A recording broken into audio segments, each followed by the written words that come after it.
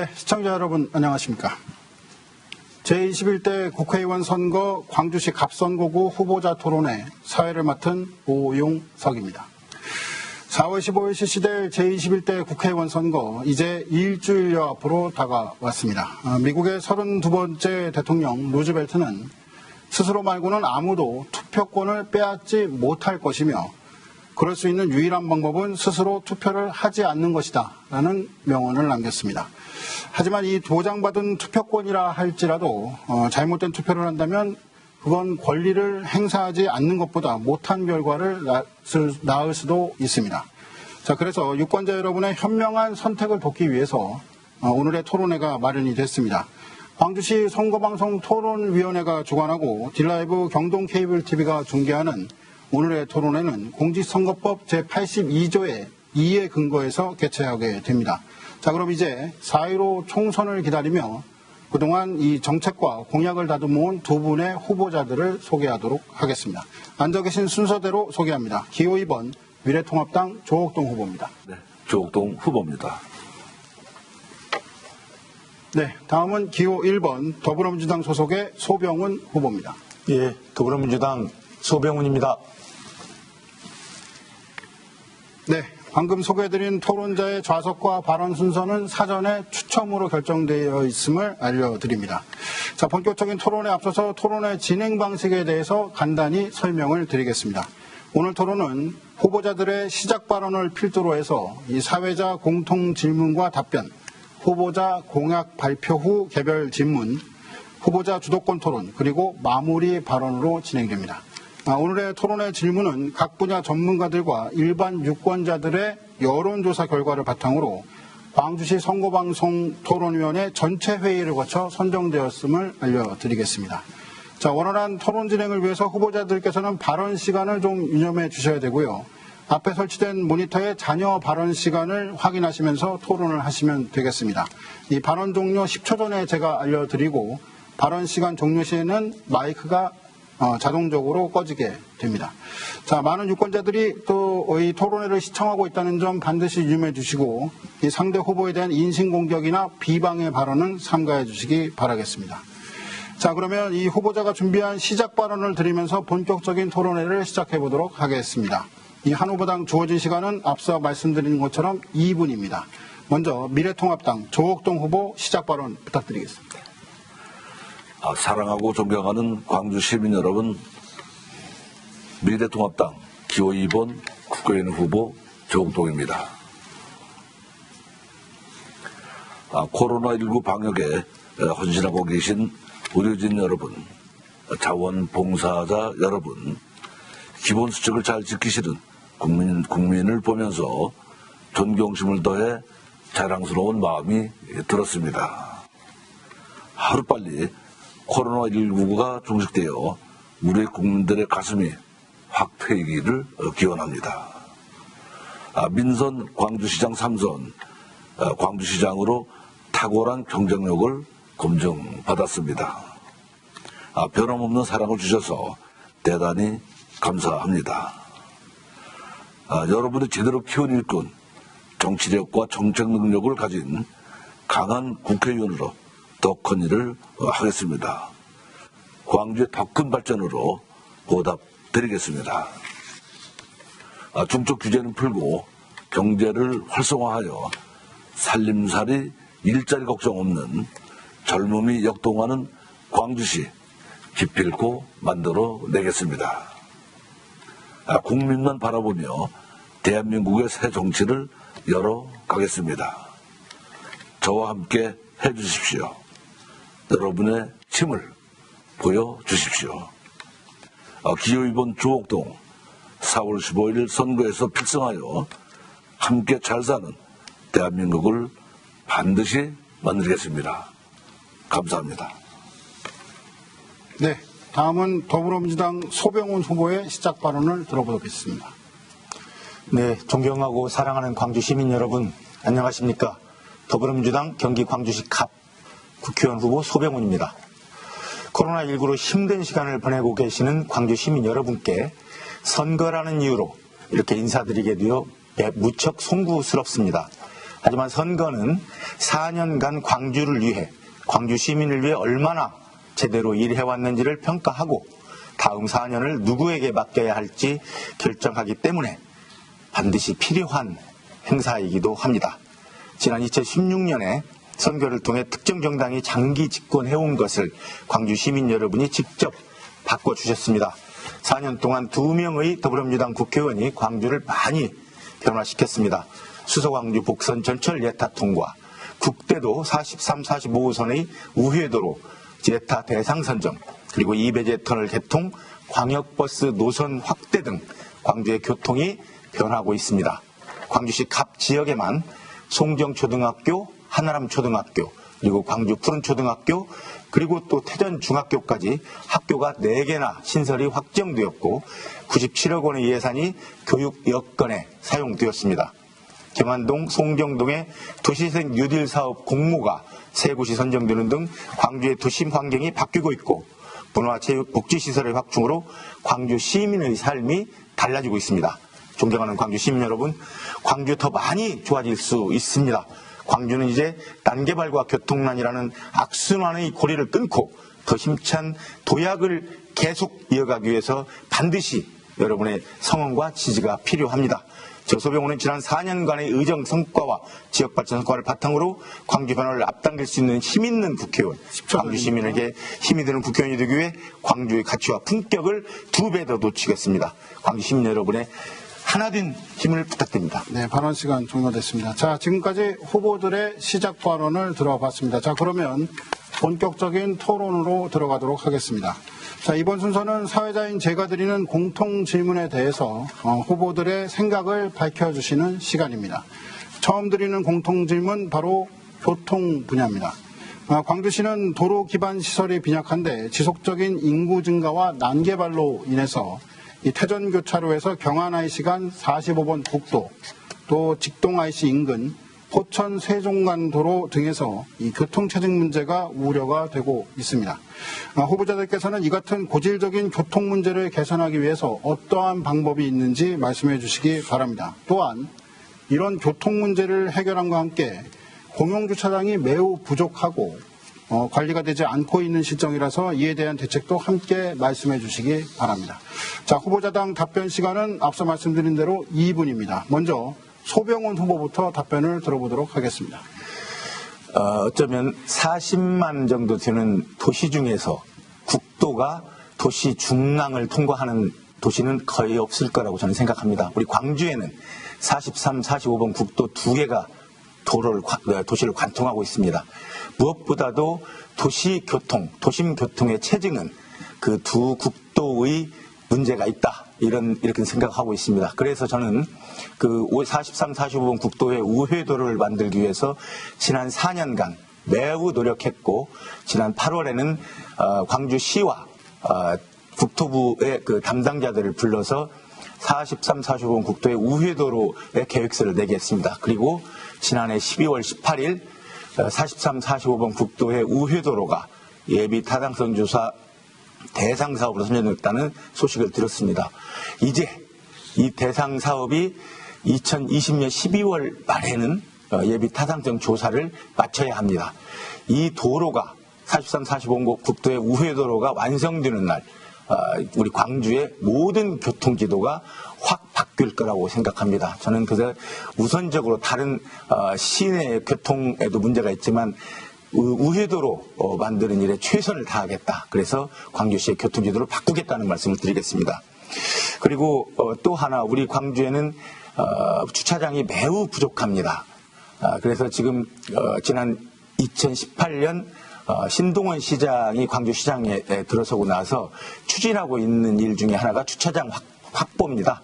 그래서 경안 근린공원 옆에 주차 타워를 계획하고 있고요. 이 540면 정도가 아마 들어갈 것 같습니다. 그리고 이미 시작한 경안동 유수지 사업에 이미 공사가 시작됐는데 240여 대, 그리고 각 동네마다 작은 쌈지 주차장을 만들어서 동네 주차난을 해결하겠습니다. 네, 알겠습니다. 자, 다음으로 조옥동 후보의 답변도 들어보겠습니다.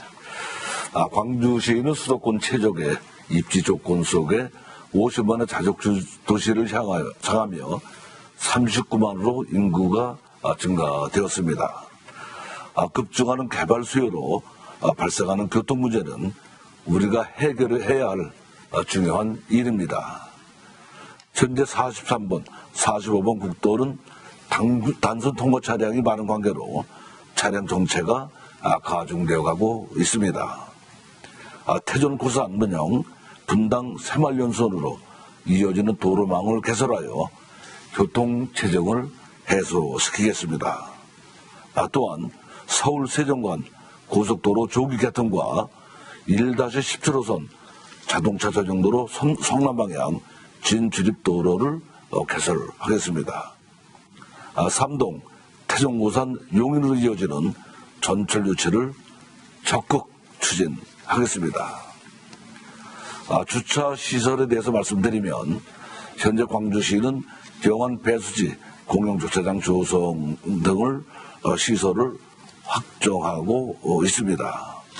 또한 경원 별림공원 내 주차타워 건설을 추진해 시민들이 편안하게 주차할 수 있도록 주차 공간 확보에도 노력을 하고 있습니다.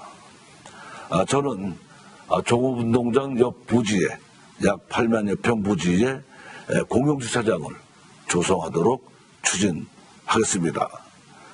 도심 주택지에 대한 주차라는 또 다른 문제로 도심권의 일부 구역을 일방 통행화하고 도로 상황에 따라 가능한 구역을 노면 주차화시켜 10초 남았습니다. 주민 불편을 해소하도록 하겠습니다.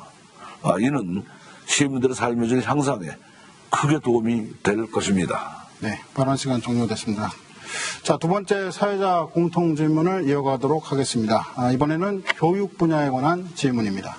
우리나라 헌법에 의무교육은 무상으로 한다라고 규정이 되어 있습니다. 아이를 학교에 보내야 하는 의무를 학부모에게 부과하면서 이 국가에서 교육비를 모두 책임지겠다고 하는 것이 바로 의무교육인데요. 하지만 가정에서 사교육으로 지출하는 비용이 지속적으로 증가하게 되면서 이 가정경제에 큰 부담을 주고 있습니다. 이 후보들께서는 이에 대한 해결 대책을 광주시의 교육정책과 연관지어서 제시해 주시기 바라겠습니다. 먼저 조옥동 후보부터 답변을 들어보도록 하겠습니다. 네. 사교육 비중이 늘어난다는 것은 교육에 대한 열망이 크다는 뜻이겠죠. 그 열망을 공교육이 다 채워드리지 못하는 것이 현실일 텐데요. 저는 임기 동안 광주시 장학기금 100억 원을 달성하고 전국 최초로 시세 5%를 교육경비기금으로 1,100억 원을 지원했습니다. 지리적 특성상 학부모들이 등하교의 부담을 안고 있습니다. 특히 저학년의 경우 안전한 등하교를 위해 어쩔 수 없이 학원을 보내고 학원의 자동차를 이용하고 있습니다. 광주시는 현재 협력사업으로 통학버스 운영 지원, 마을 배움터 프로그램 운영 등을 하고 있으나 안전한 등하교를 위해서는 스쿨버스 정차 등 통학 대책을 시급히 마련해야 합니다. 방과 후 학교, 돌봄교실, 시립돌봄센터 확대 등 정책과 예산 반영을 통해 교육비에 대한 부모 부담을 최소화할 수 있도록 지원을 강화하겠습니다. 또한 우수한 선생님이 방과 후 교실에 최선할 수 있도록 처우를 개선해서 심도 있는 방과 후 학습이 이루어지도록 하겠습니다. 그리고 학생부 종합전형의 투명성을 강화하고 국가 차원의 대입 전형 예고제 추진으로 대입 혼란을 최소화하도록 추진하고 다자녀 국가장학금 지원을 대폭 확대하겠습니다. 알겠습니다. 자, 다음으로 소병훈 후보의 답변을 들어보도록 하겠습니다. 네, 교육은 국가 백년지 대계라는 말을 합니다. 어느 나라나 그 나라의 미래는 교육에 달려있다 이런 생각을 합니다. 우리나라는 광주뿐만 아니고 우리나라는 사교육에 대한 의존도가 매우 높습니다. 그래서 우선 사교육에 대한 의존도를 좀 낮춰야 되겠다는 게 제 생각입니다. 그래서 공교육 역량을 좀 강화하자. 단순히 공교육 역량 강화를 말로만 외칠 게 아니고 그 교원들의 어떤 그 자질 향상 이것도 필요하겠고 그동안에 일부 우리 광주를 피한다는 그런 얘기도 들었습니다만은 광주를 찾아오고 싶어 하는 교육환경을 만들어줘야 되겠다. 그래서 공교육 강화도 교원 그 자질 강화, 자질 역량 향상에 뭔가 좀 맞춰야 되겠다 하는 생각을 하나 하고요. 그 다음에 그 무상교육 아마 작년에 무상교육법이 국회를 통과했는데요. 저도 역시 그 무상교육법에 공동 발의자로 참여해서 서영교 의원이 대표 발의한 고교 무상교육 법안을 만들었습니다. 그래서 2020년에는 2학년, 3학년, 2021년은 전 학년으로 확대되는 고교 무상교육법이 발의를 할 것이고요. 그다음에 광주시 교육경비 보조에 관한 조례가 있었는데 그 조례가 2007년에 제정이 됐습니다. 그렇지만 지난 18년 9월에 다시 개정을 해서 예산 범위 내로 변경을 했습니다. 5%가 아니고 그래서 2018년에는 129억 원이었지만 2019년에는 신동원 시장이 들어서고 나서는 267억 원으로 2배 증가했다. 그 외에도 사교육비 해결에 대한 우리 더불어민주당의 공약이 여럿 있습니다. 불법고액 사교육 근절 강화 등 사교육 조장 행위 제재 여러 가지가 있지만 시간이 되면 말씀드리겠습니다. 네, 알겠습니다. 자, 여러분께서는 지금 광주시 선거방송 토론위원회가 주관하고 딜라이브 경동방송이 중계하는 21대 국회의원 선거 광주시 갑 후보자 토론회를 시청하고 계십니다. 자, 이어서 사회자 공통질문 계속해 나가겠습니다. 세 번째입니다. 문화 분야입니다. 도자기의 고장으로 유명한 광주시에는 사오, 옹원 등 이 관영 도자기 제조장인 분원이 있습니다. 광주시는 그간 350여 개소의 가마터를 발굴을 해서 세계적으로도 그 가치와 역사성을 인정을 받고 있습니다. 그런데 가마터 발굴 비용을 이 개인 소유자가 부담하고 있는 안타까운 실정이라고 합니다. 이 후보자들께서는 이러한 가마터 발굴 방법 개선 등을 포함해서 이 광주시를 도자기의 고장으로 발전시킬 수 있는 방법에 대해서 답변을 해주시기 바라겠습니다. 먼저 더불어민주당 소병훈 후보부터 답변 부탁드립니다. 네, 제가 20대 국회에 들어가서 시작한 여러 가지 일 중에 하나가 분원 복원 사업이 있었습니다. 분원 복원 사업은 단순히 그 도요지 하나하나의 문제가 아니고 분원 전체가 우리에게는 매우 귀중한 역사 자산이다라는 생각을 했기 때문입니다. 1468년경으로 기억하는데요. 사홍원의 분원으로 개원을 했습니다. 그리고 분원에서는 왕실에서 쓰는 모든 그릇, 약탕기까지도 제공하는 그런 일을 했는데요. 아마 전 세계에서 드문 그런 기구가 아닌가 싶습니다. 그리고 그 당시에 만들었던 그 분원 도요지들이 광주 곳곳에 산재해 있습니다. 저는 단순히 한두 개의 발굴이 아니라 분원 자체를 복원해서 그야말로 그 전 세계의 드문 역사의 유물로 한번 조명하고 싶다 이런 생각을 했기 때문에 지난 4년 동안 지속적으로 문화재청과 협의를 해왔습니다. 그래서 2019년 9월에는 2020년 종합정기계획 수립의 용역 예산을 확보했고요. 3억 원을 확보했는데 올 4월부터 추진할 예정입니다. 그리고 종합정비계획에 대한 문화재청 승인 후에 약 2년 정도 후에는 사업 준공이 있을 텐데 이후에 문화재청과 협의하면서 지속적으로 분원 복원과 그 문화예술인들의 도공들의 어떤 생활을 개선을 위해서 노력하겠습니다. 아무튼 그 예술 관련해서는 그 분원 도요지뿐만 아니고 우리 광주시 예술인 지원 확대를 위해서 계속 노력할 생각이고요. 한국형 문화예술인 실업보험제도도 추진할 계획입니다. 예술인 고용보험법도 제도 개선을 할 생각입니다. 그리고 예술인 프리랜서 국민연금도 지원할 것이고 예술활동 증명이 어려운 산하예술인에 대한 창작 지원금도 지원하도록 하겠습니다. 네, 잘 들었습니다. 자, 이어서 미래통합당 조국동 후보 답변 부탁드립니다. 네. 분원 왕실 도자기는 철화용문 항아리가 1996년 10월에 미국 뉴욕의 크리스트 경매에서 세계 도자기 사상 최고가인 $842만 낙찰되는 등 그 우수성이 전 세계에 알려진 바 있습니다. 현행법상 문화재 발굴 비용은 사업 주체나 개인이 부담하고 있고, 문화재청에서 지원하는 소규모 발굴 비용은 전체 문화재 발굴 비용의 약 5%뿐이라 국민 부담이 너무나 큽니다. 문화재청의 발굴조사 지원 기준을 완화하고 국비 지원이 확대될 수 있도록 힘써 나가겠습니다.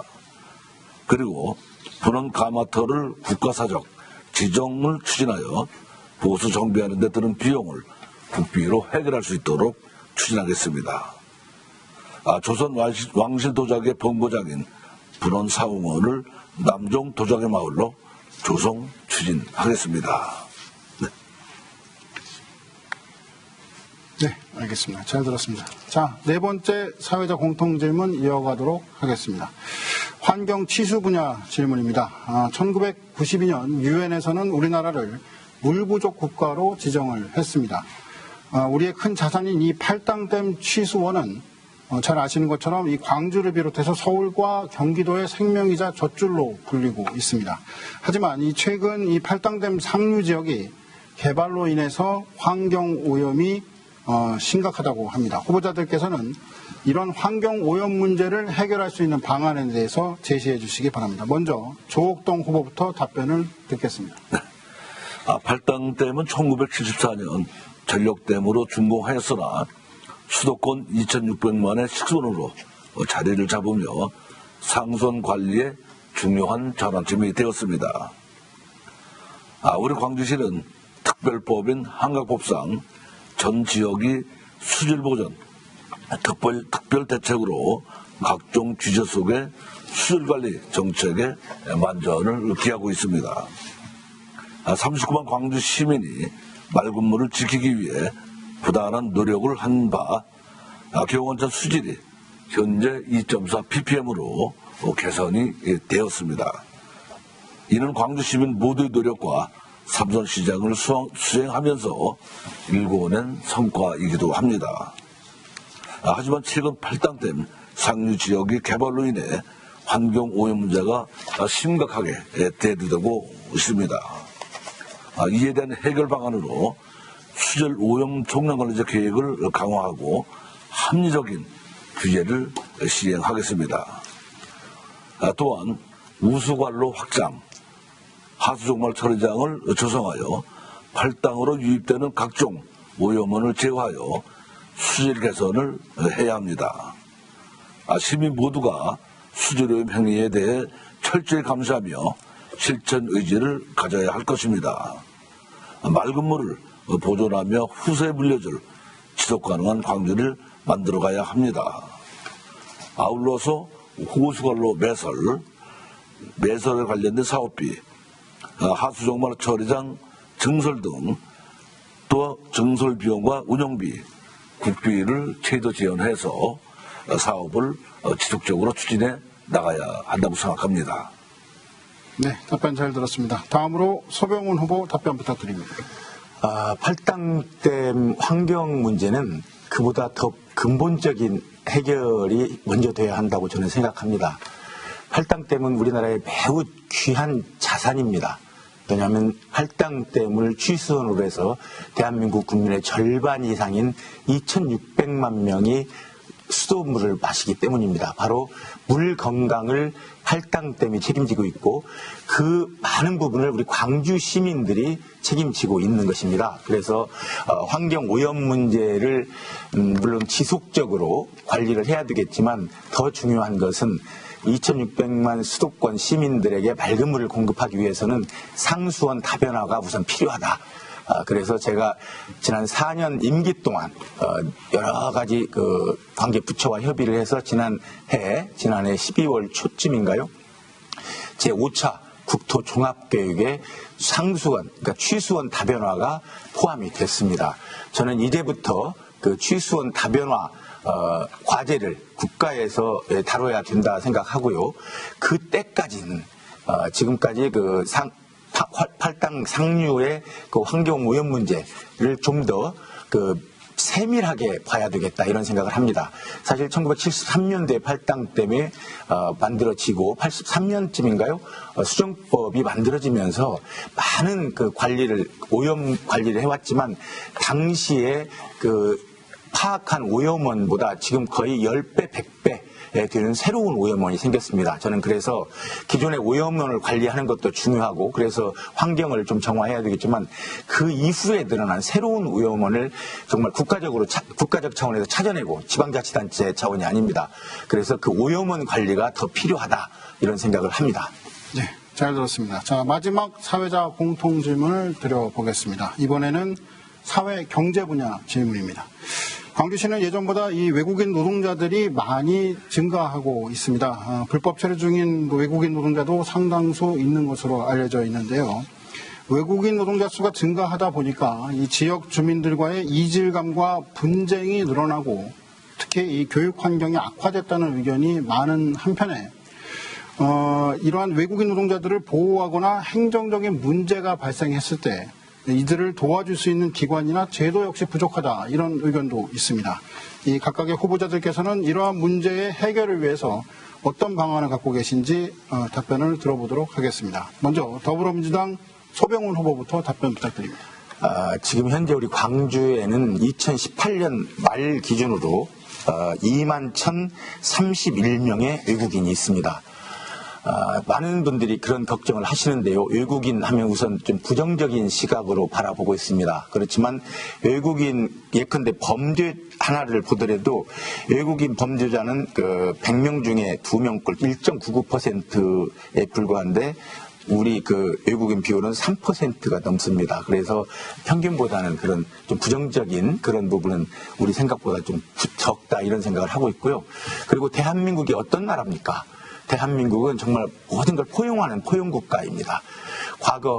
그리고 과거 우리 70년대 열사의 나라인 사우디에 가서 우리 근로자들이 많은 그 땀을 흘리고 벌어온 돈으로 대한민국을 만들었다는 걸 생각할 때 우리도 그 우리 나라에 들어와서 일하는 외국인들을 가볍게 여길 수는 없다 이런 생각을 합니다. 그렇지만 아무래도 많은 국민들이 걱정하시기 때문에 외국인 관련해서는 정부뿐만 아니라 지자체에서도 관심을 가져야 될 텐데요. 지금 우리 정부에서는 권익위에서 외국인을 그 상대로 하는 그 신문고, 이동신문고가 운영되고 있습니다.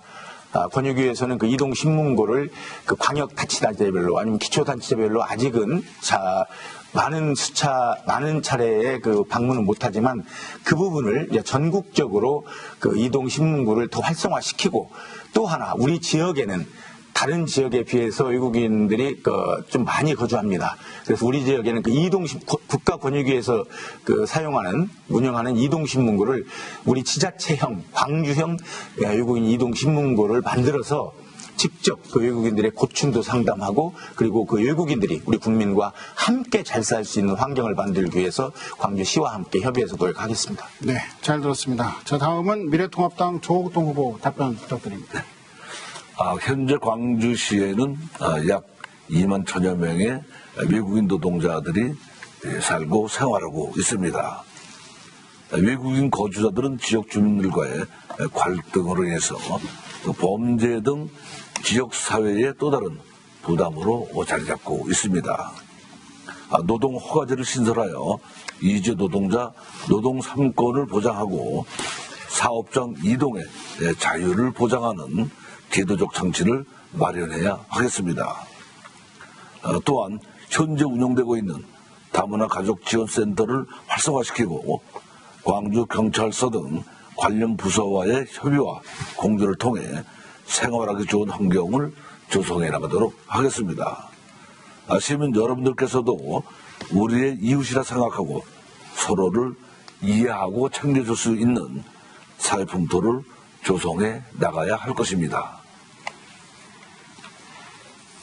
네, 잘 들었습니다. 자, 이 공통 질문을 통해서 알아본 각 후보자들의 견해와 정책 어떻게 보셨습니까? 어떤 후보자가 가장 적합한 후보자인지 살펴볼 시간이 됐기를 바라겠습니다. 자, 이어서 각 후보자들끼리 검증할 수 있는 시간을 가져보도록 하겠습니다. 공약 발표 후 상대 후보자가 질문을 하고 이에 답변하는 형식으로 진행됩니다. 후보자별로 3분 동안의 공약 발표를 할 수 있고요. 질문 시간은 1분입니다. 또 답변 시간은 2분을 드리겠습니다. 이 품격 있는 토론회 운영을 위해서 질문과 답변 시 상대 후보자를 비방하는 발언은 삼가해 주시기를 거듭 부탁드리겠습니다. 또 정책으로만 토론하는 시간이 되기를 바라겠습니다. 먼저 미래통합당 조옥동 후보의 공약 발표가 있겠습니다. 시간은 3분 드리겠습니다. 먼저 중첩 규제를 해소하겠습니다. 상손 보호규칙 일부 개정 등 불합리하고 과도한 규제를 완화하도록 노력하겠습니다. 또한 국가 공익적 규제에 따른 주민 피해 직접 지원 사업을 확대 추진해 나가도록 하겠습니다. 두 번째로 전철 연장 사업 및 광역 교통망을 확충하겠습니다. 수서 3동, 태전 고산, 오포, 용인 노선을 추진하고 미래 신도시, 성남공단, 회덕동, 광주시청, 광주역 노선을 추진하며 경광선 정차 추진, 태전 고산, 문영분당, 새마을 연수원으로 이어지는 도로 건설을 추진하겠습니다. 또한 서울 세종고속도로 광주 구간 조기 개통을 추진하겠습니다. 세 번째로 원도심 활성화 도시재생 뉴딜 사업을 적극 추진하겠습니다. 경안동 송정동 구시청, 송정동 우정계 마을 사업을 지속 추진하도록 하겠습니다. 네 번째로 광주 중심의 송정동 탐벌동 군부대 이전을 추진하고 4차 산업 벤처연구단지 조성, 복합 쇼핑몰 유치를 추진하고 청소년 신혼부부 임대주택을 추진하겠습니다. 다섯 번째로 교육 환경 확대 추진하겠습니다. 국립청소년 체류형 수련원을 유치하고 초중학교 신설을 추진하며 국공립 어린이집 확충, 공동 육아돌봄 시설 확충, 장애인 복지관 건립 추진, 광주시 전역 안심 스쿨존 조성, 또한 모든 시민이 이용할 수 있는 종합운동장을 추진하도록 하겠습니다. 다음은 지역별 공약을 말씀드리겠습니다. 개원동 중앙공원, 쌍용공원 민간 특례 사업을 추진하고 가칭 쌍용중학교 신설을 추진해 나가도록 하겠습니다. 송정동 가칭 송정초등학교 신설을 추진하고 단벌동 체육공원 조성 사업을 추진하겠습니다. 광남동에 태전중학교 신설 추진하고 광남동 복합문화시설을 건립하겠습니다. 대천면 우산이 발언이 종료가 됐습니다. 자, 더불어민주당 소병훈 후보께서 이에 대해서 질문을 좀 해주시기 바랍니다. 네, 제가 조옥동 후보의 공약집을 좀 미리 좀 읽어봤습니다. 그리고 방금 하신 내용들 중에서 정말 좋은 공약이 참 많습니다. 제가 이제 몇 가지만 말씀드리겠는데요. 그 좋은 공약을 내셨는데 그 공약이 제가 이미 20대 국회에서 이미 해결한 공약들이어서 정말 그런 공약이 필요했었구나 하는 생각을 하는데요. 몇 가지만 말씀드리겠습니다. 제가 아까 송정초등학교 신설을 추진하시겠다고 그랬는데 이미 2016년 12월 30일에 신설이 확정이 됐습니다. 교육부 중앙투자심사위에서 확정이 됐고요. 태전중학교 신설 말씀하셨는데 2018년 4월 18일 신설이 확정이 됐고 그리고 주민들과의 마찰이 있어서 마무리 부탁드립니다. 예? 네. 10초. 1분인가요? 네, 그렇습니다. 네, 아무튼 좋은 공약 고맙습니다. 네, 알겠습니다. 자, 더불어민주당 소병훈 후보의 질문을 들었고요. 조옥동 후보께서 이에 대한 답변해 주시죠. 네. 답변 시간 2분입니다. 네. 송정초 태전 중 확정을 지었다 말씀을 해주셨는데 그 부분은 맞습니다. 그러나 우리가 사업을 추진하는 데 있어서 여러 가지 적극적인 추진이 필요합니다. 부지 문제부터 학교 건립에 이르기까지 이러한 그 사업을 함께 적극 추진하겠다 이런 말씀이고요. 현재 중학교는 쌍용 중학교 같은 경우는 아직 부지도 마련되어 있지 않고 이런 상황인데 그러한 그 학교가 필요한 지역에 학교 설립을 추진하겠다 이런 말씀을 드린 것입니다. 네, 답변 끝나셨습니다. 네.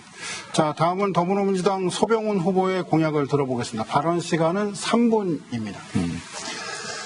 네, 제가 지난 20대 국회에 당선되고 나서 등원 전까지 우리 광주 시민들을 여러 그룹으로 만나봤습니다. 그래서 광주 시민들이 국회의원에게 무엇을 원하시는지 들어봤습니다.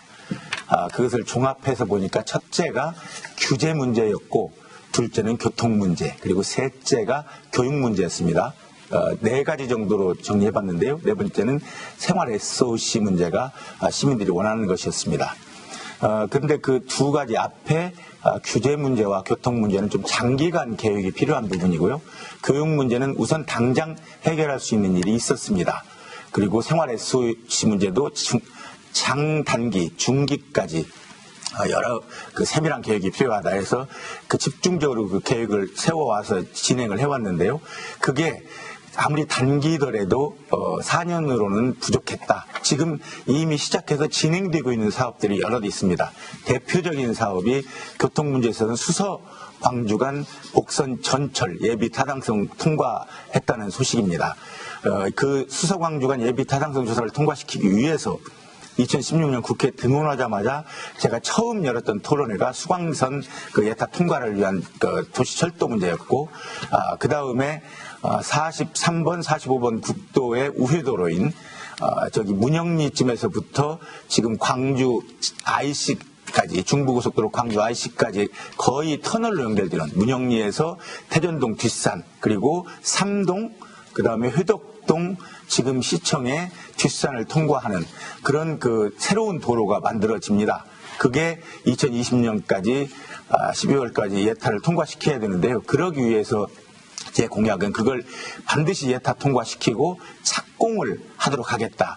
거기에 이어진 도로, 이번에 예타 대상 사업이 된 또 하나 도로가 퇴촌 도마리에서부터 팔당까지의 2차선 도로를 4차선으로 왕복하는 그런 도로입니다. 그것을 분명히 이번 임기 내에, 다음 임기 내에 실현하겠다는 말씀 드리고요. 그 다음에 이제 교육 문제는 아까 말씀드린 대로 송정초등학교, 한아름초등학교, 그 다음에 푸른초등학교, 태전중학교 그 네 학교를 신설했는데요. 지금 현재 교육부하고 추진 중인 것이 또 하나의 중학교입니다. 그것이 어디쯤에 필요할까 해서 그 알아본 결과 현재 쌍용동에서 그 시내로 나오는 학생이 한 400명 정도 그리고 도평리 쪽에서 넘어오는 학생이 한 200~300명 된다고 해서 쌍용동쯤에 중학교가 있으면 좋겠다. 지금 그 교육부를 설득 중에 있습니다. 그리고 또 하나는 이제 그 이배제도로가 이번 109가 완성이 됐는데요. 이제 2309를 완성시켜야 됩니다. 그것도 임기 내에 해야 될 텐데 2025년까지는 그것도 완공시키겠다. 그 말씀 드리겠습니다. 네, 시간 잘 지켜주셨습니다. 자, 조국동 후보 이에 대해서 질문을 하시겠습니다. 시간은 1분입니다. 네. 학교 신설에 대해서 말씀을 주셨는데 정말 수고 많으셨다는 말씀을 드리고요. 학교 신설 계획이 확정이 되고 난 이후에 개교에 이르기까지 상당한 시간이 또 비용이 투자될 것입니다. 그래서 이런 부분을 함께 조기 개교가 될 수 있도록 추진하겠다 이런 말씀을 드린 거고요. 수서 광주 예타 통과에 대해서 말씀을 주셨는데 사실 수서 광주의 노선은 수서에서부터 광주 또 이천 충주를 통과해서 거제까지 이어지는 이런 중부 내륙 고속철도입니다. 2013년도에 저희가 11개 시군이 함께 모여서 이런 사업의 타당성 또 필요성을 강조했고 마무리했습니다. 네, 그렇게 해서 사업이 진행된 것인데 최종 수서 광주 간 노선은 예산을 뒷받침하기 위한 네. 이러한 그 수순이었다. 네, 그런 많은 말씀 시간 드리겠습니다. 종료됐고요. 자, 이에 대해서 소병훈 후보 답변 부탁드립니다. 2분입니다. 네, 그 수서광주간 부선전철 예타 통과는 다른 요인이 있었습니다. 제가 2018년까지도 1.0이 안 나와가지고 많은 노력을 했는데 다행히 2019년에 문재인 정부 들어서면서 그 각 광역단체에서 예타 면제 사업 하나씩을 받았습니다. 그 예타 면제 사업 중에 남부 내륙철도 예타 면제 사업이 있습니다. 바로 경상남도에서 요청한 건데 김천에서 거제까지 그 노선이 예타 면제가 되면서 우리 이제 거기로 연결될 수 있다는 가능성 때문에 수광선이 1.21이라는 그 BC를 받았다는 것을 먼저 말씀을 드리겠습니다. 그리고 학교 설립이라는 게 그렇습니다. 학교 설립은 국회의원이 할 일과 교육청 자치단체가 할 일이 따로 있는데요. 국회의원이 할 일은 교육부를 설득해서 중앙투자심사위에서 그 학교를 설립 허가하는 일입니다. 거기까지가 국회의원이 할 일이고 그 다음에 이제 학교 설립 공사는 지자체와 그다음에 교육청이 함께 하는데요. 저 같은 경우는 그 세 학교, 네 학교 전부 다 사실은 그 실시 설계에서부터 공사를 하게 하는 데까지 저는 그 좀 많은 제가 설득을 했습니다. 이건 그 국회의원이 아니면 사실은 이제 그 설립 허가를 내기가 어려운 구역부와 관계하기 때문에 그래서 이미 내 학교는 그렇게 그 설립 허가를 받았었다는 말씀을 드리고요. 그 이제 공사는 지자체에서 좀 늦어질 수 있지만 지금 두 번째 설립 허가를 받은 한아름 초등학교는 작년 9월에 개교를 했습니다. 아마 송정초등학교는 이제 도시 재생사업과 맞물려 있고 다른 지역도 마찬가지라 그때그때 자연스럽게 추진이 될 거라고 이렇게 생각을 합니다. 그리고 이제 또 한 가지가 더 중요한 것은 아까 말씀드린 대로 지금 교육부를 설득하고 있는 것 중에 하나가 쌍용동 즈음에 유치하게 할 쌍용중학교인데요. 그건 충분히 설득이 가능합니다. 도평리와 이 시내에서 함께 가는 학생들. 네, 관한 시간 종료됐습니다. 자, 이번 순서 주도권 토론 시간으로 넘어가도록 하겠습니다. 이 말 그대로 주도권을 가진 후보가 주어진 시간 동안 상대 후보에게 질문하면서 토론을 하는 시간입니다. 규칙을 간단히 설명드리죠. 주도권을 가진 후보에게 주어진 시간 모두 5분입니다. 이때 주도권을 가진 후보는 1분 동안의 시간 동안 질문을 할 수가 있고요. 질문을 받은 상대 후보는 1분 30초 이내로 답변을 할 수가 있습니다. 이후에 한 번씩 보충 질문과 보충 답변이 이루어지게 됩니다.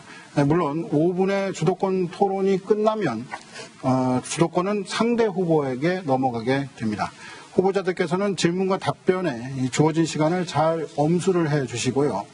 만약 주도권을 가진 후보가 상대 후보자와의 질의응답을 통한 토론이 아니라 지나치게 자신의 이야기에만 치중할 경우 사회자인 제가 개입을 좀 할 수가 있습니다. 첫 번째, 자유 주제로 주도권 토론을 진행하실 후보는 더불어민주당의 소병훈 후보입니다. 토론 시작해 주시죠. 예, 저는 광주에 2007년에 들어와서 살면서 우리 광주 조옥동 시장님이 광주 행정을 하시는 모습을 잘 봤습니다. 그리고 때에 따라서는 참 필요한 사업을 하고 계시다 그런 생각이 들어서 박수를 보낸 적도 있는데요.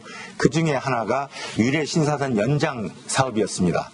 아마 그 시장님도 후보님도 기억하실 텐데 그때 이제 광역 철도 사업으로 오포, 광주, 성남, 유례, 신사 그런 노선을 생각하고 있었고 그다음에 삼동 유례간 그 선도 있었고 그렇습니다. 근데 그 당시에 우리 시장님께서 민선 14년 그게 공약이었고 근데 민선 6기 공약 추진사 현황에도 포함이 됐습니다. 그런데 2017년 4월에 민선 6기 공약사항 추진사항부터 공약이 제외됐는데 이번에 다시 또 그 공약을 하셨습니다. 어떤 근거로 그 당시에 그 예타가 사전 예타가 나오지 않았는데 어떻게 했는지. 네. 답변하시죠. 그 철도 문제는 이렇습니다. 2017년도에 그 광주에서 용인으로 이어지는 이런 노선, 그러니까 수서에서 삼동 그리고 태전동, 오포로 이어지고 또 여기서 용인으로 이어지는 노선을 용인시와 함께 협약식을 가진 일이 있었습니다.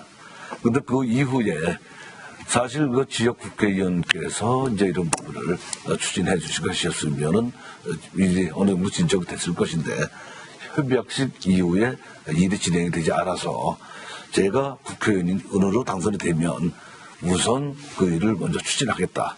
이런 말씀을 드리는 사항입니다. 그리고 위례 신사선에서 성남공단을 경유해서 회덕리 또 광주시청 또 광주구시청 광주역으로 이어지는 이 노선 또한 이재명 시장과 함께 2016년도 2017년도 이때에 함께 협약식을 해서 공동 추진을 해왔던 사항입니다. 그 또한 일이 생각대로 일이 진행이 되지 않아서 제가 국회의원으로 당선이 되면 그 두 가지 노선의 일을 우선 추진하겠다. 이 말씀을 드립니다. 이에 대해서 소병훈 후보 말씀해 주시죠. 보충 질문. 아마 후보님도 아실 텐데 이미 그 사업은 사전 타당성에서 포기했기 때문에 그 두 사업 중에 한 사업이 위례 3동간으로 결정이 된 거라는 말씀을 드리고요. 철도망이라는 건 그렇습니다. 이 국가의 가장 중요한 기반 산업 중에 하나이기 때문에 기초단체 간에 이 결정할 일이 아닙니다. 국가 철도망 계획에 따라서 결정을 하는데 이제 4차 국가 철도망 계획이 준비되고 있습니다. 거기에 제가 말씀드렸던 위례 3동간이 완성되거나 수서광주간이 완성됐을 때 그때 연장선으로 용인 쪽으로 향할 수도 있는 것이고 이미 국가 철도망 사업에 그 경기도에서 요청할 사업 중에 삼동 안성간 철도망 사업이 있습니다. 그건 국철 사업이어서 국가에서 전액 국비로 부담하는 사업입니다. 그 노선이 삼동에서 용인을 거쳐서 안성까지 가는 거기 때문에 거기에 우리 광남동 즈음에 철도역을 만들 수 있다. 자, 이에 대해서 조옥동 후보자 보충 답변 좀 부탁드립니다. 그러한 계획이 현재 추진 중에 있다 이런 말씀이신데 사실 현재는 이제 그 수서 광주간이 확정되었다. 이렇게 대대적으로 홍보하고 말씀하셨는데 아까 말씀드린 대로 수서 광주간은 거제까지 이어지는 중부 내륙 철도의 그 일부분입니다. 지방에는 지금 그 중부 내륙 철도선을 절반 정도 해오고 있어요.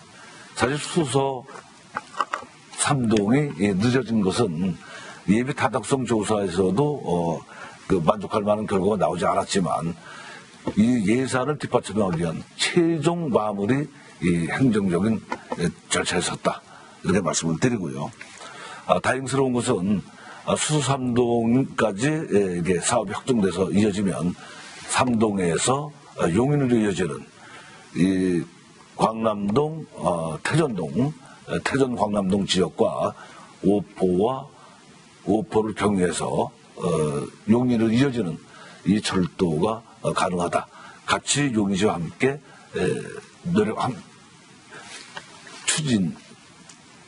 전철을 추진하겠다. 이 말씀을 드린 것입니다. 알겠습니다. 자, 답변이 끝나셨죠? 네네. 네. 자, 이렇게 해서 더불어민주당 소병훈 후보의 주도권 시간이 끝났고요. 이제 미래통합당 조옥동 후보의 주도권 토론을 시작해 보도록 하겠습니다. 역시 5분의 시간을 드립니다. 자, 시작해 주시죠. 네. 지난번 4년 전에 팔당 치수원을 이전하겠다. 이러한 계획하에 여러 가지 일을 추진했던 것으로 기억이 됩니다. 저 또한 그러한 일에 대해서 상당히 기대도 했고 정말 수고 많으시다. 이런 생각을 많이 했었습니다. 그러나 4년이 지난 지금의 치수장 이전은 꼼짝도 안 하고 있고 과연 그러한 그 치수장 이전 문제를 가지고 4년 동안 시간을 좀 소비하지 않았었나. 그리고 또 한 가지는 이 치수장이 이전됨으로 해서 상류 지역에서 발생되는 여러 가지 부작용 또한 경환천 수질에 대한 이러한 그 규제에 대한 수질과 관련된 규제에 대한 부분이 해소될 수 있었는가 이 부분을 여쭙고 싶습니다. 네, 소병훈 후보자 답변 부탁드립니다. 네. 취수장 이전을 추진하겠다고 했는데요. 이제 이미 시작해서 진행 중입니다. 완성을 안 했을 뿐이지 그 완성은 뭐 누구도 4년 동안 하기 어려운 겁니다. 다만 이제 시작을 했다. 그리고 그 시작을 지난 20대 국회 4년 동안 매우 큰 노력을 했다. 그래서 좀 전에 말씀드린 대로 취수원 이전 사업이 우리나라 국토 최상위 계획인 제5차 국토종합계획에 포함이 됐다. 그 주제를 이제 제가 21대 국회에 들어간다면, 시민들께서 보내주신다면 그 주제를, 그러니까 취수원 다변화 그 주제를 가장 먼저 할 수 있도록 노력을 또 하겠다. 그래서 결국은 언젠가는 우리 2,600만 수도권 시민들이 맑은 물을 마실 수 있도록 그 취수원을 맑은 1급지로 옮겨보겠다는 제 계획은 지금 여전히 진행 중이다. 이런 말씀을 드립니다. 그리고 과거 지금 경기연구원 조사 자료를 보더라도 현재 8당댐은 아무리 노력을 해도, 아무리 많은 돈을 들여도 2급수 이상에 도달할 수 없다는 그런 조사 자료가 있습니다. 그래서 이제 2급수 이상 할 수 없다면 이제 1급수를 찾아가야 되는데, 그 1급수 찾아가는 일이 아마 이번 제5차 국토종합계획에 들어가지 않을까. 그리고 취수원 다변화는 문재인 대통령의 공약이기도 합니다. 함께 꼭 이루도록 하겠습니다. 네. 자, 조국동 후보자 보충 질문 1분 동안 진행해 주시죠. 네, 토론회나 설명회 정도로 이미 시작을 했다.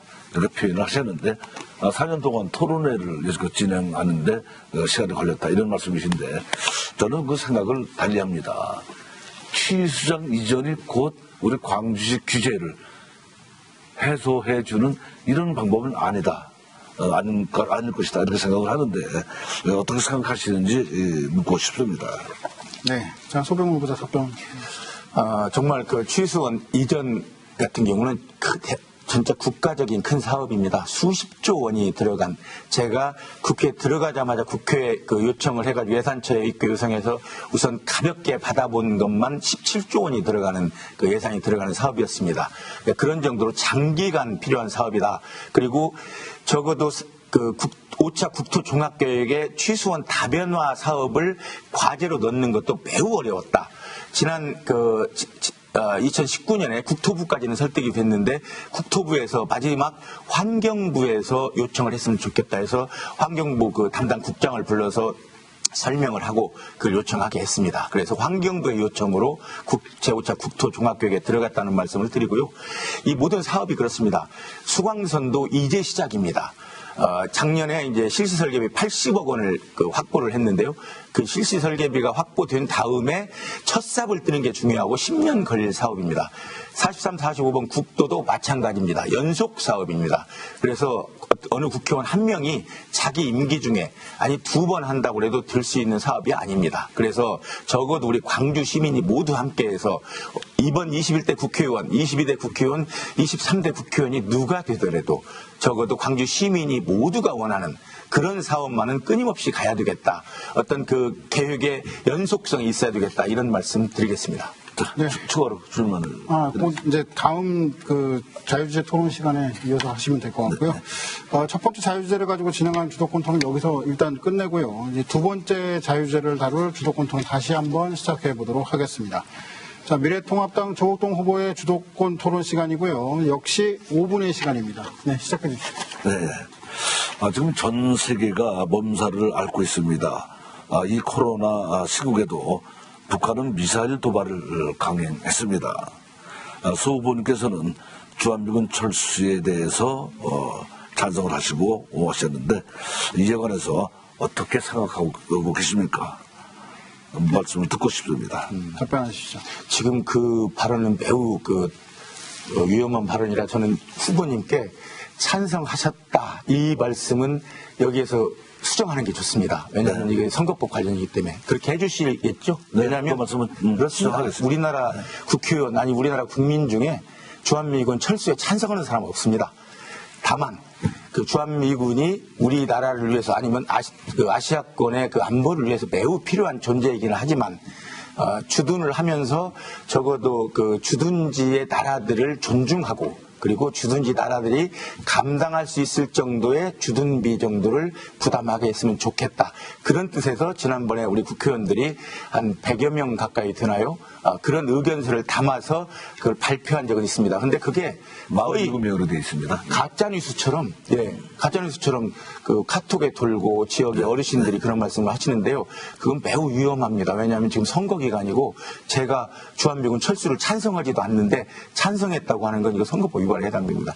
저는 절대 주한미군은 우리 남북이 통일이 혹시 됐더라도 우리 아시아권의 안보, 아시아권을 위해서는 주한미군 여기에 주둔해야 되고 과거 돌아가신 김대중 대통령님도 그랬고 노무현 대통령님도 그랬습니다. 주한미군의 중요성은 제가 굳이 강조하지 않더라도 우리나라 국민들이 다 알 수 있을 것이다.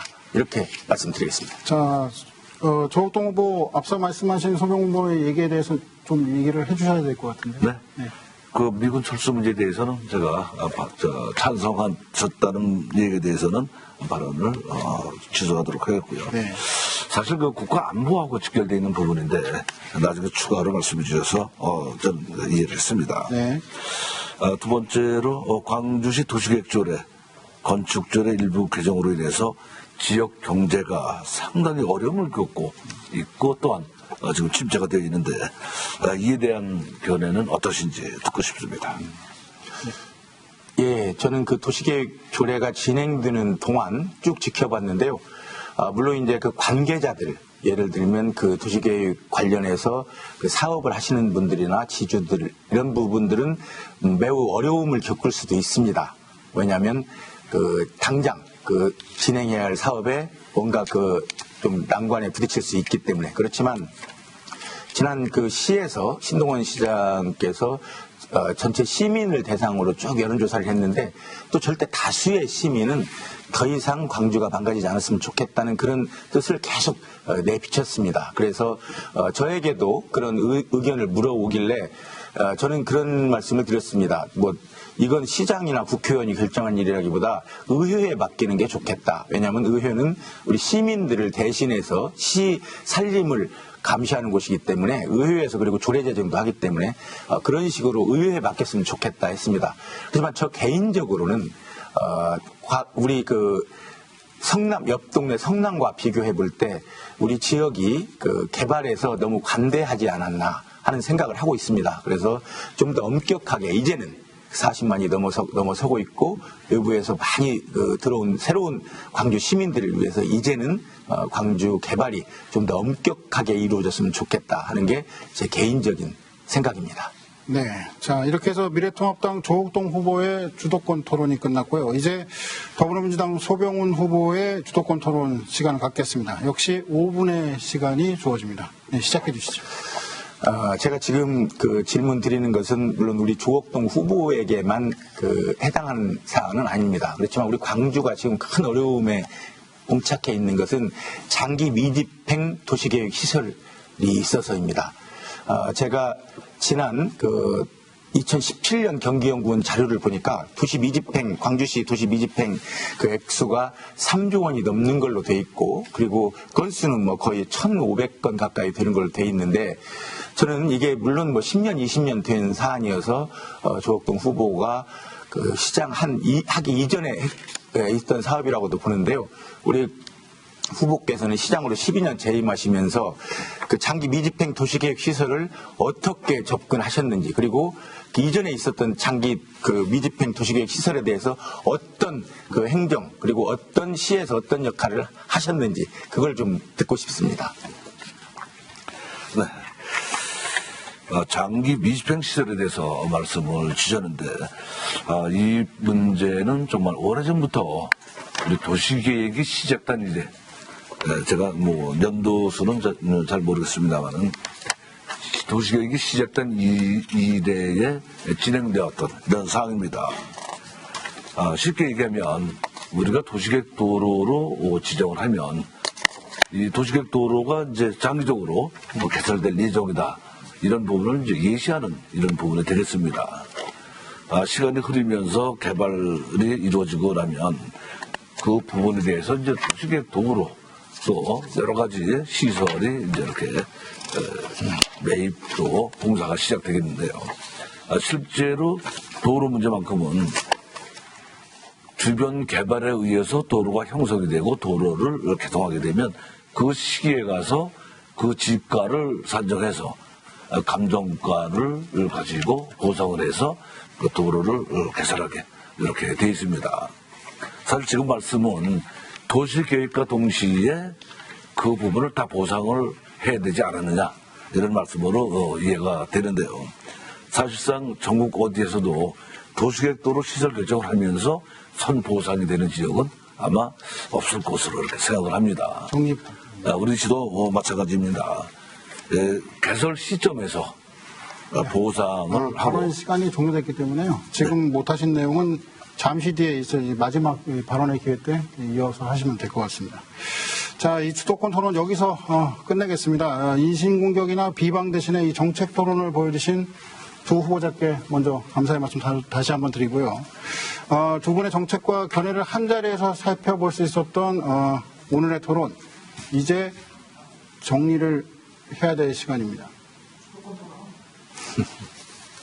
이 진행상으로는 끝난, 한 번의 기회를 더 드릴까요? 네, 알겠습니다. 자, 그러면 어느 후보에게 조건 토론. 그 부분은 네, 조건 후보에 네. 준비가 안 된 상황이기 때문에. 네, 알겠습니다. 자, 그러면 계획대로 진행을 하겠습니다. 자, 두 분의 정책과 견해 한자리에서 살펴볼 수 있었던 오늘의 토론, 이제 정리를 해야 될 시간이고요. 마지막으로 후보자들께서 유권자에게 전하고 싶은 말을 할 수 있는 기회를 드리겠습니다. 시간은 2분입니다. 먼저 더불어민주당 소병훈 후보부터 발언해 주시기 바랍니다. 존경하고 사랑하는 광주 시민 여러분, 오늘 토론 잘 보셨습니까? 네, 저희 조옥동 후보와 저 소병훈 둘이서 우리 광주의 미래를 걱정하면서 그리고 광주의 미래를 밝게 만들겠다는 그런 두 사람의 토론이었다 저는 생각합니다. 시민 여러분들께서도 그렇게 봐주시면 고맙겠습니다. 역사를 잊은 민족에게 미래는 없다. 더 좋은 광주를 위해서는 오늘날 해결해야 하는 문제가 무엇인지, 그 문제가 왜 생겼는지 성찰하고 반성해야 합니다. 성찰과 반성이 없는 같은 실수가 반복되는 것은 그 반복되는 역사를 되풀이할 뿐이지요. 광주가 더 지금보다 더 좋아질 수 있다는 저는 확실한 신념을 가지고 있습니다.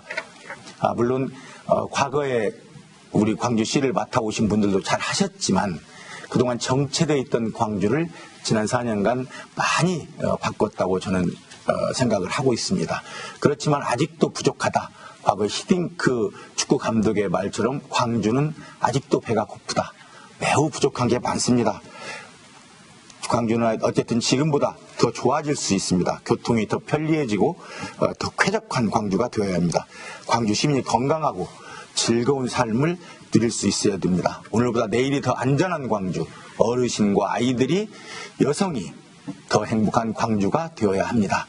청년, 소상공인이 웃을 수 있는 광주, 더 여유 있고 더 품격 있고 더 좋은 광주가 되어야 합니다. 광주의 새로운 도약을 향한 앞으로의 4년도 저 소병훈을 믿고 맡겨주시기 바랍니다. 이제는 지금은 저만이 아니라 전 국민이 원하고 있습니다. 하루빨리 코로나19에 대한 불안과 지역 경제가 겪고 있는 어려움을 극복할 수 있도록 저도 최선을 다하겠습니다. 시민 여러분들도 함께 하셔서 우리 대한민국의 밝은 미래를 함께 해주시기 바랍니다. 네. 이어서 미래통합당 조옥동 후보께 2분의 시간을 드리겠습니다. 네, 우리 소병훈 의원님 말씀 잘 들었습니다. 숫자도 잘 기억하시고 말씀도 참 여러 가지로 장황하게 말씀을 주셨는데 사실 일이라는 게 그렇습니다. 숫자 많이 알고 또 그 말씀 잘하신다고 일이 다 되는 건 아니라 생각해요. 저는 정말 발로 뛴 일꾼으로서 열심히 하는 부지런한 일꾼으로 이렇게 일을 하겠다 이런 말씀 드리고요. 저는 시작으로 재임하는 동안에 37만의 인구 증가와 예산 1조 원 시대를 열었습니다. 또한 모든 지방채를 상환해서 채무 제로를 달성하였습니다. 경기도 31개 시군 종합평가에서 8연속 최우수를 했고 조기 집행과 기업 지원 분야에서도 최우수기관으로 선정되는 성과를 이루어내면서 31개 시군에서 가장 어떤가는 광주시를 만들었습니다. 그에 따른 기관 표창 시장은 또한 91억 원 정도가 되었습니다. 시민의 안전과 복리 증진을 위해서 방역, 방범, 소방, 재난 예방 분야에 사용을 했습니다. 그 결과 광주시가 국제 안전도시로 인정을 받은 이런 쾌거도 이뤄냈습니다. 또한 중첩 규제 여건 속에서도 광주 역세권 개발, 송정 경환지구 도시개발 사업과 제2영동고속도로 성남장원, 장원 자동차 전용도로 개통 등 기반시설 확충을 이룩하였습니다. 경광선 개통, 광주 전철시대 주어 조옥동이 해냈습니다. 광주가 키운 인물, 광주를 발전시킬 사람, 저 조옥동, 그 힘으로 대한민국을 바꾸겠습니다. 중소기업, 자영업자와 소상공인의 삶은 처참하게 무너져 내리고 있습니다. 서민은 가계 경제난으로 고통받고 있습니다. 알겠습니다. 그 마이크가 꺼져 있기 때문에요. 네. 이해를 해주시기 바라겠습니다. 자, 제21대 국회의원 선거 광주시 갑선거구 후보자 토론회 시청자 여러분 지금까지 어떻게 지켜보셨나요? 아무쪼록 이 토론회가 어떤 후보자가 좋은 정치를 펼칠 수 있는 인물인지 가늠하는 데 도움이 되었기를 바라겠습니다. 이번 제21대 국회의원 선거의 사전 투표일은 4월 10일 금요일과 4월 11일 토요일입니다. 그리고 투표일은 4월 15일입니다. 대한민국을 희망으로 이끌어갈 참된 대표를 선출하는 일은 바로 여러분 유권자의 한 표 한 표에 달려있다는 사실을 잊지 않으시기 바라겠습니다. 오늘 열띤 정책토론 펼쳐주신 두 분의 후보자께 다시 한번 감사의 말씀을 전하고요. 지금까지 시청해주신 여러분께도 깊은 감사를 드리겠습니다. 이 토론회는 인터넷과 모바일로도 다시 보실 수가 있습니다. 이어서 공직선거법 제82조의 2의 규정에 의거해서 토론회에 참석하지 않은 기호 7번 국가혁명배당금당 엄태영 후보자의 방송 연설이 이어질 예정이니 끝까지 시청해 주시기 바라겠습니다. 고맙습니다.